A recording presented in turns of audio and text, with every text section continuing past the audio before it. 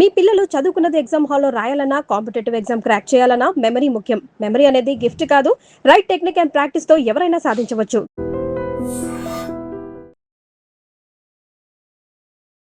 నమస్కారం.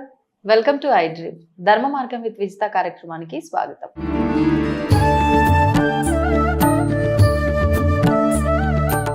నమస్తే మా. శ్రీ గురుభ్యో నమః. శ్రీ మాత్రే నమః. నమస్తే మా హనుమాన్ చాలీసా పారాయణం ఈ మధ్య కాలంలో చాలా ఎక్కువ మంది చేస్తున్నారు. ఈ పారాయణం చేయాలి అంటే నియమాలు ఏమైనా అవసరమా? అసలు చేయటం వల్ల కలిగే ఫలితం ఏంటి? వాటి గురించి వివరించండి. హనుమాన్ చాలీసా ఈ మధ్య కాలంలో చాలా మంది చేస్తున్నారు. ముందు నుండి కూడా చేస్తున్నారు. మనకి సోషల్ మీడియా లేదు కాబట్టి తెలీదు ఎవరు చేస్తున్నారు, ఎలా చేస్తున్నారని. అసలు ఎందుకు చేస్తారు హనుమాన్ చాలీసా? ముందుగా మనం హనుమంతుడి యొక్క గొప్పతనం గురించి మాట్లాడతాం. హనుమంతుడు అని అంటేనే చిరంజీవి, అంటే మరణం లేనివాడు హనుమంతుడు. ఎక్కడైతే హనుమ నామస్మరణ జరుగుతుందో అక్కడ సుఖ సంతోషాలకి లోటు ఉండదు. ఇది శాస్త్రంలోనే చెప్పబడింది. మనం అనుకొని చెప్పడం విషయం కాదు. ఓకే, మనకు అనిపించింది చెప్పే విషయం కాదు. అంటే అనుభవంతో వచ్చింది కాదు, అంటే శాస్త్రంలో ఉంది. ఈ హనుమాన్ చాలీస పారాయణం చేసి దాన్ని అనుభవించిన వాళ్ళు ఉన్నారు. అంటే ఎవరికి వాళ్ళు చెప్పినట్టు కాదు. అంటే హనుమంతుని చేస్తే ఇది, హనుమంతుని చేస్తే అది కాదు. హనుమంతుడి యొక్క గొప్పతనము శాస్త్రంలోనే, రామాయణంలోనే చెప్పబడింది. మనం ప్రత్యేకించి ఆయన గురించి మనం ఇంకా యాడ్ చేసి చెప్పాల్సిన అవసరం లేదని అర్థం. ఎందుకు హనుమంతుడు అంత గొప్పవాడు?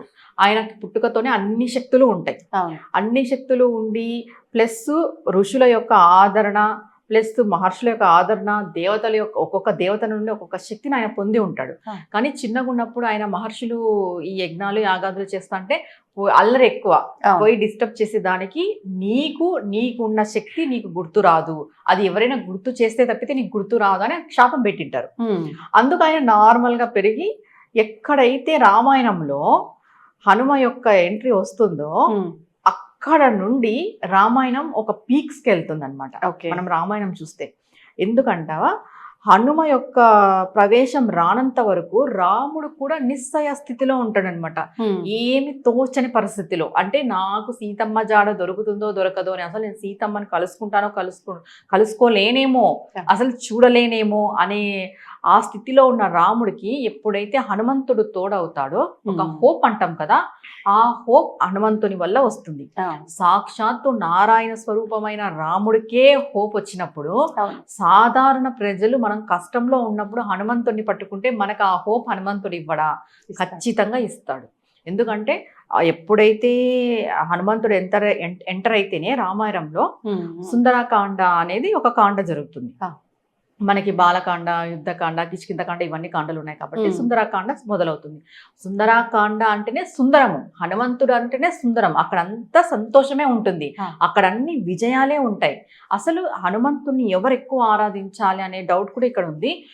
అమ్మాయిలు ఆరాధించినా చాలా మంచిదే, అబ్బాయిలు ఆరాధన చేస్తే ఇంకా మంచిది. ఎందుకంటే ఒక్క హనుమంతుని యొక్క ఆరాధన వల్ల మనకి కండ పుష్టి లభిస్తుంది, దేహ తేజస్సు లభిస్తుంది, బుద్ధి బాగా వికసిస్తుంది, మనోబలం కూడా కలుగుతుంది. హనుమంతునికి అంత గొప్ప లక్షణాలు ఉన్నాయి. ఆయన పట్టుకుంటే ఇది రాదు, ఇది కుదరదు, ఇది జరగదు అనేది లేదు. అంత గొప్ప వ్యక్తి హనుమంతుడు. మనం చాలా మంది సెలబ్రిటీస్ కూడా చూస్తుంటాం హనుమాన్ మాల ధరించడం, హనుమాన్ యొక్క ఆరాధన చేయడము. నువ్వు ఆయన్ని పట్టుకున్నావు అంటే నీకు జరగదంటూ ఏమీ లేదు. నువ్వు న్యాయంగా పట్టుకున్నావా లేదా అనే విషయం డిపెండ్స్ ఆన్ యూ. అంతే, నువ్వు కరెక్ట్ గా న్యాయంగా ధర్మబద్ధంగా ఉండి నువ్వు హనుమాన్ని పట్టుకున్నావు, ఆయన నీకు ఆ కార్యం ఖచ్చితంగా నెరవేర్చేలాగా చేస్తాడు. కార్యసిద్ధి హనుమంతుడు, కార్యాన్ని నెరవేర్చేవాడు హనుమంతుడు. అసలు ఎలా చెయ్యాలి ఈ హనుమాన్ చాలీసా పారాయణం? దీంట్లో దీక్షలు 2 రకాలు ఉంటాయి. 40 రోజుల హనుమాన్ దీక్ష ఒకటి ఉంటుంది, 11 రోజుల హనుమాన్ దీక్ష ఒకటి ఉంటుంది. ఈ 40 రోజుల దీక్ష చేస్తామనే వాళ్ళు ఆల్మోస్ట్ అబ్బాయిలందరూ 40 రోజులే చెయ్యండి, కుదురుతుంది కాబట్టి. ఎవరు 11 రోజులకి రావద్దు, చేసే వాళ్ళు ఇంట్రెస్ట్ ఉన్న వాళ్ళు.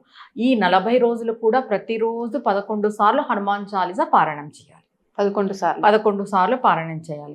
ఆడపిల్లలకి 40 days కుదరదు కాబట్టి 11 days ప్రతిరోజు 11 times పారాయణం చేయండి. ఖచ్చితంగా 11 times, 21 times, 108 times ఇది సంఖ్య. హనుమాన్ చాలీసా పారాయణం మనం సంకల్పం చెప్పుకోవాలమా ముందే ఎన్నిసార్లు చేస్తున్నాము ఏంటి అనేది? సంకల్పం చెప్పుకోవాలి. ఇది మంగళవారం కానీ శనివారం కానీ ప్రారంభం చేయాలి. స్వామికి సంకల్పం చెప్పుకొని, స్వామి మేము 11 రోజులు 11 సార్లు చదువుతాము, లేదా 'Hmm. 40 రోజులు 11 సార్లు చదువుతాము. ఇలా ఈ విధంగా స్వామితో మనం సంకల్పం చెప్పుకున్న తర్వాత మొదలు పెట్టుకోవాలి. Hmm.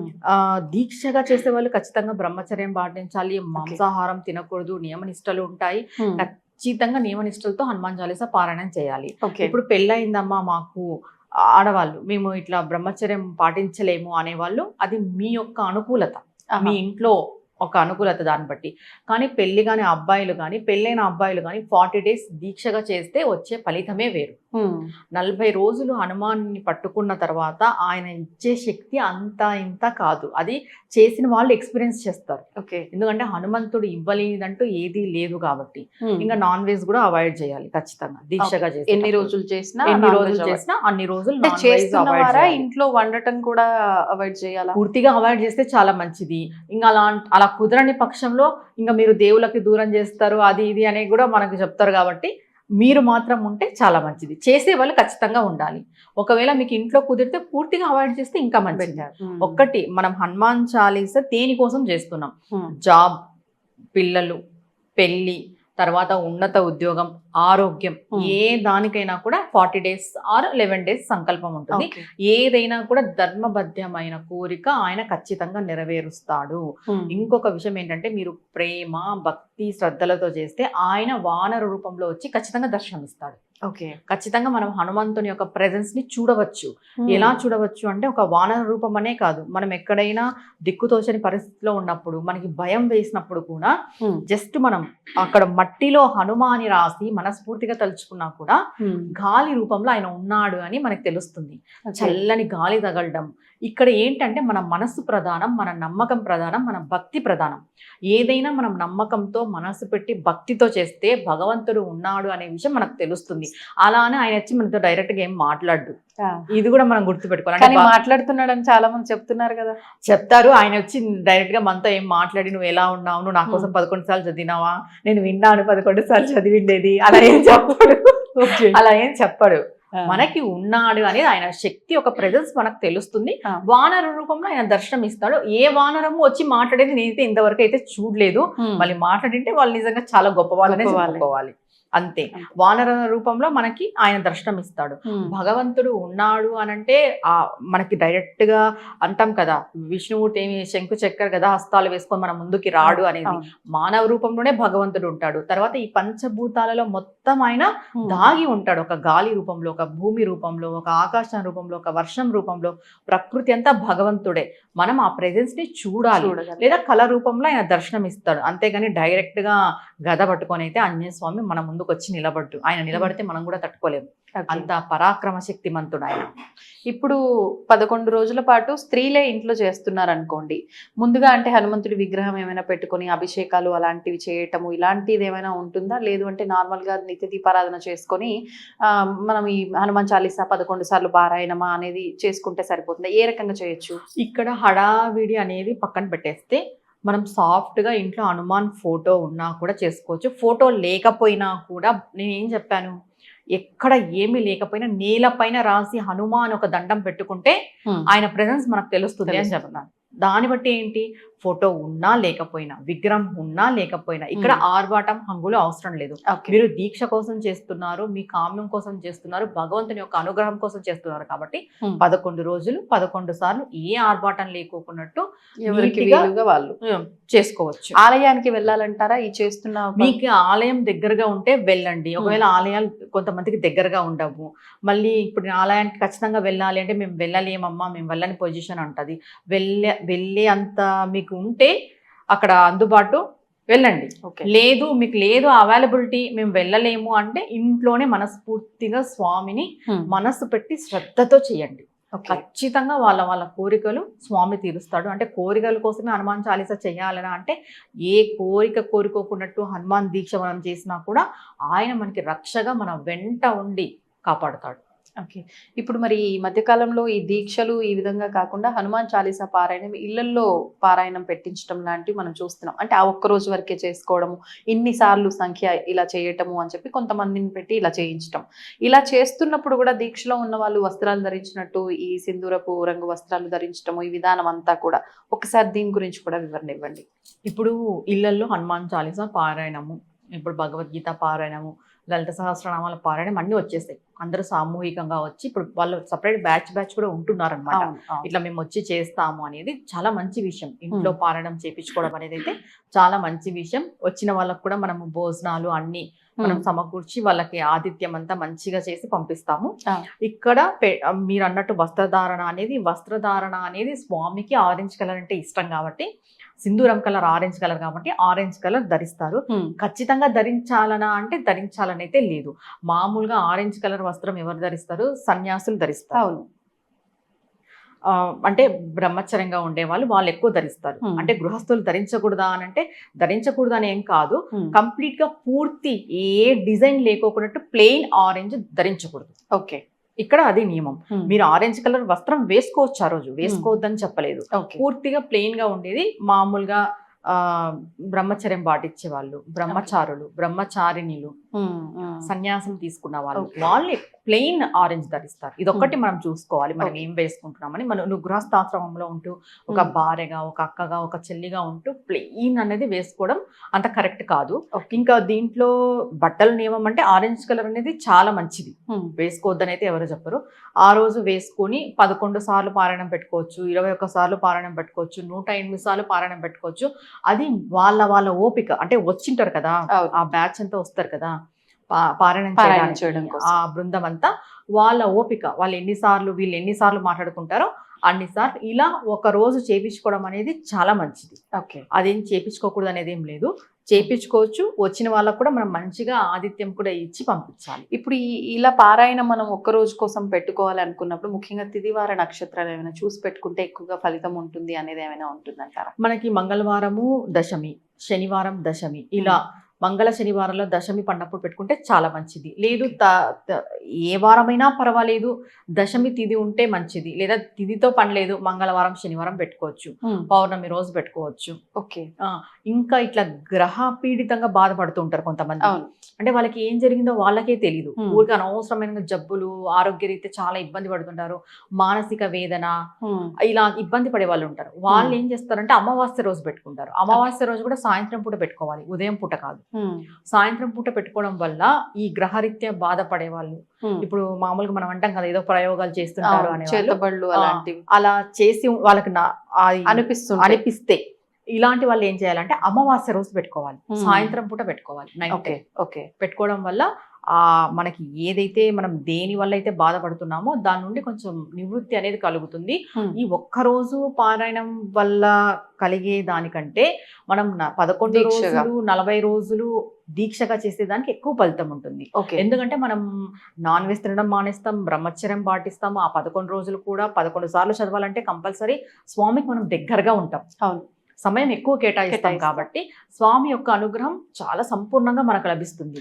ఇప్పుడు కొన్నిసార్లు మనం ఏదైనా ఇలాంటి పూజలు ఇవి మనం కొన్ని రోజులు పెట్టుకొని చేస్తున్నప్పుడు ఎవరింటికి వెళ్ళకూడదు, ఊరు వదిలి వెళ్ళకూడదు, ఇలాంటివి కొన్ని పాటించాలి అంటారు. ఇప్పుడు ఈ విషయంలో 11 రోజులు చేస్తున్నప్పుడు అట్లా వేరే వాళ్ళ ఇంటికి వెళ్ళాల్సిన సందర్భాలు వచ్చినప్పుడు, లేదు అంటే ఊరు నుంచి వేరే ఊరు వెళ్ళాల్సి వచ్చినప్పుడు వెళ్ళొచ్చు అంటారా? వెళ్ళకూడదమ్మా. ఏదైనా దీక్ష అంటే ఇప్పుడు పొలిమేర దాటుకోకున్నట్టు మేము ఉంటామని అన్ని చెప్పుకోవాల్సిందే ఫస్ట్ టైం మన సంకల్పం. లేదు ఇప్పుడు కొంతమంది వేరే ఊర్లకు పోయి జాబ్ చేసే వాళ్ళు ఉంటారు, అలాంటి వాళ్ళకు కుదరదు. ఇప్పుడు ఒకవేళ మీరు ఏ ఊరికి వెళ్ళకోకున్నట్టు కూడా సంకల్పం చేసుకోవచ్చు, అది కూడా దీక్షే. ఇప్పుడు ఏదైనా మనం ఇది చెయ్యము, మనం రెగ్యులర్ గా చేసేదాన్ని ఇది చెయ్యము అని సంకల్పం చెప్పుకున్నామంటే ప్రతి ఒక్కటి దీక్ష కింద కౌంటే. ఇప్పుడు నువ్వు రెగ్యులర్ గా ఒక పదార్థం తింటుంటావు, నేను 40 రోజులు ఆ పదార్థం తినను అని నువ్వు మొక్కున్నావు అనుకో, దీక్షనే. నువ్వు రెగ్యులర్ గా ఒక ప్లేస్కి వెళ్తుంటావు, అది నీకు అలవాటు పడిన ప్లేస్, నీకు అలవాటు అయిన ప్లేస్, నేను అక్కడికి వెళ్ళను అని నువ్వు మొక్కున్నావు అంటే అది కూడా దీక్షనే. ఏదైనా దీక్ష అంటే కఠినమైన నియమాలతో చేసేది, అంటే మన మనస్సుని అదుపులో పెట్టుకునేది. మన మనస్సు అదుపులో ఉండడానికి చేసే ప్రక్రియనే దీక్ష అంటాం మనం. దీనికి ఏంటి మనం రీజన్స్ ఏం పెట్టుకుంటాం? నాన్ వెజ్ తినకూడదు, బ్రహ్మచర్యం పాటించాలి, ఎవరితోనూ మనం గొడవ పడకూడదు, ఎవరిని దుర్భాషలు ఆడకూడదు, బయటికి ఎక్కడికి వెళ్ళకూడదు, ఒకరింటికి వెళ్ళకూడదు. ఒకరింటికి వెళ్ళకూడదు అని ఎందుకు చెప్తారు? చెప్తారు అని అంటే, నువ్వు ఆల్రెడీ దీక్షలో ఉన్నావు, నువ్వు భగవంతునికి దగ్గరగా ఉన్నావు. ఒకరింటికి వెళ్ళడం వల్ల ఏమైతుంది అంటే, నువ్వు వాళ్ళ ఇంట్లో భోజనం చేయడం వల్ల వాళ్ళు ఏ విధంగా భోజనం వండింటారో నీకు తెలియదు, వాళ్ళు ఏ మనస్తత్వంతో వండింటారో తెలియదు. నువ్వు అది తినేసి రావడం వల్ల నీకు ఇక్కడ మైండ్ డిస్టర్బ్ కావచ్చు, ఎందుకంటే అది మన రక్తంలో వెళ్తుంది కాబట్టి మనం తిన్నది.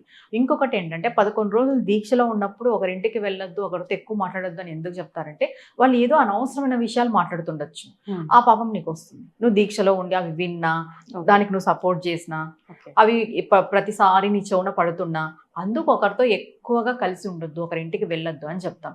ఏదైనా కూడా ఒక దీక్ష అంటే కంప్లీట్ గా భగవంతుడు మనమే, మన మన భగవంతుడు మన మధ్య ఇంకెవరు ఉండకూడదు. ఒకవేళ అంటే వృత్తిరీత్యా కావచ్చు, వాళ్ళకి ఎక్కువగా ఇలాంటి తిరగటానికి సంబంధించిన బిజినెస్లే ఉండొచ్చు, అట్లాంటప్పుడు నాకు ఇలాంటిది కుదరదు కాబట్టి కానీ నేను ఈ పూజ చేయాలనుకుంటున్నాను, ముందే సంకల్పంలో నేను ఇలాంటి నియమం పెట్టుకోను స్వామి, కానీ నేను ఈ పూజ నిష్టగా చేసుకుంటాను చెప్పుకుంటే సరిపోతుందంటారా? ఇప్పుడు మనం దీక్ష 11 రోజులు 40 రోజులు అని చెప్పినాం కదా, ఇప్పుడు ఇదే దాన్ని మేము దీక్షగా చేయలేం స్వామి, మేము 11 రోజులు హనుమాన్ చాలీసా పారాయణం చేసుకుంటాము, ఎందుకంటే మాకు వ్యక్తిగతంగా చాలా ఇబ్బందులు ఉన్నాయి, మేము ఉండలేని పరిస్థితి. అలాంటి వాళ్ళు డైలీ 11 సార్లు పారాయణం చేసుకోవచ్చు, ఏ దీక్ష ఉండదు. అప్పుడు సమయం కూడా ఇదే టైంకి అనేది కూడా ఏం లేదు, ఆ రోజు సమయపాలన ఇంపార్టెంటా? నువ్వు దీక్ష చేసినా చేయకపోయినా సమయపాలన అనేది చాలా ఇంపార్టెంట్. నువ్వు ఎన్ని రోజులైతే చేస్తానని మొక్కుతావో, ఆ ఏ రోజైతే మొదటి రోజు ఏ సమయానికి అయితే చేస్తావో అదే సమయమే చేయాలి. నువ్వు నియమాలు పాటించకపోయినా, దీక్షగా చేయకపోయినా కూడా సమయ పాలన అనేది చాలా ఇంపార్టెంట్. ఎందుకు అని చెప్తారు అంటే, మనం ఏదైనా ఒక రోజు ఈ టైంకి స్టార్ట్ చేసి మనం పూజ చేసాం, ఒక వారం రోజులు చేసాం, ఆ టైంకి అక్కడ ఒక శక్తి అనేది ఉత్పత్తి అయి ఉంటుందన్నమాట. మనం మళ్ళీ రెగ్యులర్గా అదే టైంకి చేస్తూ ఉంటే కాలంలో అంటే ప్రకృతిలో ఒక శక్తి ఉత్పత్తి అయి అది మనలోకి చేరుతుంది. మనం పొద్దున, మధ్యాహ్నము, రాత్రి ఇలా అనుకుంటే అది అంత పని చెయ్యదు. ఇప్పుడు ఒక్క దానిపైనే స్ట్రెస్ పడడానికి, అటు ఇటు స్ట్రెస్ పడడానికి ఎంత తేడా అవుతుంది. సమయపాలన అనేది చాలా ఇంపార్టెంట్. ధన్యవాదాలు. నమస్తే అమ్మా. And for more videos, please subscribe to iDream channel. Subscribe to iDream Media. Please subscribe to iDream. Please subscribe to iDream. Please subscribe iDream. And please subscribe to iDream. For more videos, subscribe to iDream. please like, share and subscribe to the channel. Congratulations, iDream. Subscribe to iDream. Subscribe to iDream. So subscribe to iDream Media.